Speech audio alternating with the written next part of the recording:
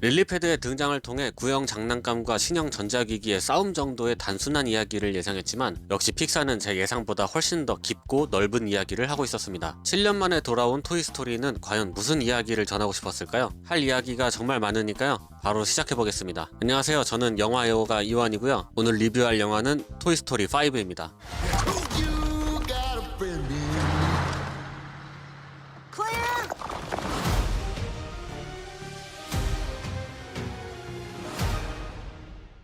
세 가지를 살펴볼 텐데요. 토이스토리 5의 중심이 되는 키워드가 무엇이고 그 키워드를 통해서 영화가 어떻게 흘러가는지 살펴보고요. 영화가 어떤 메시지를 전달하고 싶었는지까지 말씀드려보겠습니다. 영화의 결말까지 모두 다루는 만큼 스포일러가 포함되어 있습니다. 아직 영화 안 보신 분들은 유의해 주시고요. 아직 구독 안 누르셨으면 구독 누르시고 영상 봐주시면 감사하겠습니다. 이번 토이스토리 5의 키워드는 연결이었습니다. 그래서 영화의 전체적인 이야기가 주인공인 보니와 다른 친구들과의 연결, 구형 장난감과 신형 전자기기의 연결, 그리고 장난감과 인간의 연결 같이 캐릭터와 캐릭터 사이의 연결로 구성되어 있었습니다. 우선 영화는 보니가 다른 친구들과 만나는 것으로 시작합니다. 옆집에서 놀고 있었던 아이들에게 제시와 불스아이를 들고 보니가 인사를 하지만 아이들에게 비웃음을 당하죠. 그 비웃음의 원인은 오래된 장난감이었고 릴리패드가 등장하면서 그 관계는 해결이 됐습니다. 영화는 이렇게 캐릭터가 관계나 연결해서 어려움을 겪는 장면을 등장시키고 그 뒤에 그에 대한 해결책을 제시하면 문제가 해결됨과 동시에 다른 연결이 끊기면서 영화를 진행하고 있었습니다. 관계의 절단과 연결을 반복하는 구조라고 할 수 있겠는데요. 보니의 친구 관계를 릴리패드로 해결하는데 그와 동시에 보니와 장난감들의 관계가 끊기게 됩니다. 그러면 장난감들은 이 끊긴 연결을 해결해야겠죠. 그러기 위해서 노력하는 캐릭터가 영화의 주인공으로 등장하는 제시 입니다. 제시는 릴리패드를 밀어내고 다시 보니와의 관계를 돈독하게 하기 위해서 상황을 파악하려다가 어찌저찌 블레이즈라는 캐릭터의 집으로 향하는데 거기에서 만나는 게 스마티 팬츠, 아틀라스, 스네피의 구형 전자기기 3인방이었습니다. 이 3인방은 주인과의 연결이 끊긴 친구들이었는데요. 블레이즈가 성장하면서 이 3인방을 더 이상 가지고 놀지 않았기 때문입니다. 그래서 주인과 연결이 끊겼다는 지점에서 3인방과 제시는 같은 설정의 캐릭터라고 할 수 있습니다. 여기서 구형 장난감과 전자기기를 동일하게 설정해 놓는 것에 대해서는 조금 뒤에 이야기해 보도록 하고요. 다시 돌아와서 제시와 3인방이 연결이 되면서 보니와 릴리패드의 연결이 끊기게 되는데 동시에 보니와 친구들까지도 연결이 끊기게 됩니다. 이런 식으로 영화가 캐릭터와 캐릭터를 연결시켰다가 떨어뜨렸다가를 반복하는 구성을 하고 있었고 이걸 영화의 오프닝을 통해서도 보여주고 있었습니다.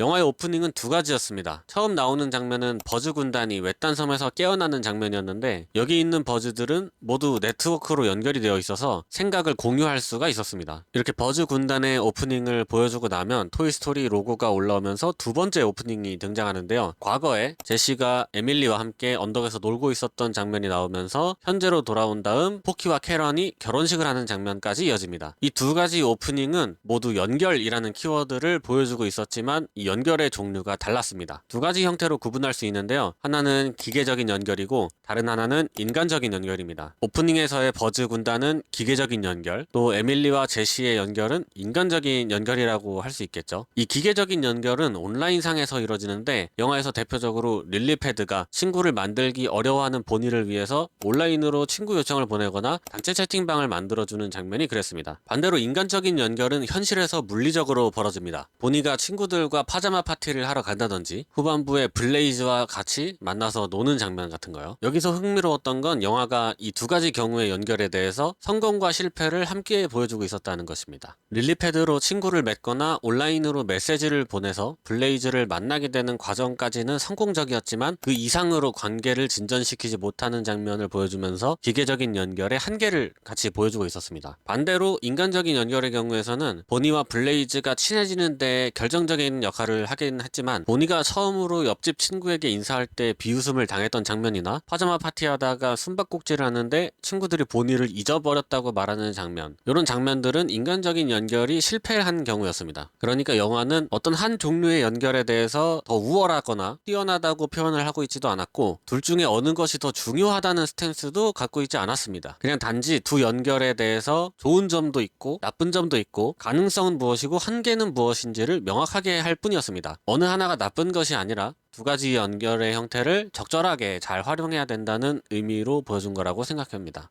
또 하나 재밌는 건 영화 중간중간 어른들이 전자기기를 사용하는 컷이 들어가 있었는데요. 릴리패드를 사용하는 보니 옆에서 노트북을 보는 보니 아빠의 모습이 있었고, 블레이즈의 집에서는 블레이즈의 아빠가 컴퓨터에 몰두해 있는 장면도 나왔습니다. 또 제시와 불스아이가 블레이즈의 집으로 가는 차 안에서는 노 부부가 스마트폰으로 길을 찾는 장면이 나오고요. 아이들의 전자기기 사용에 대한 영화에서 어른들을 비춰주었던 이유는 전자기기에 중독된 것이 아이나 어른이나 마찬가지라고 상기시키기 위해서라고 생각합니다. 생각해보면 보니에게 처음으로 릴리패드를 쥐어준 사람도 어른이었잖아요. 보니가 릴리패드를 요구하는 장면이 없었는데도 말이죠. 아이들의 전자기기 중독이 온전히 아이들의 책임만 있다는 것이 아니라 어른들에게도 일정 부분 책임이 있다는 것을 간접적으로 또 영화의 이야기에 방해가 되지 않는 선에서 보여주고 있었습니다.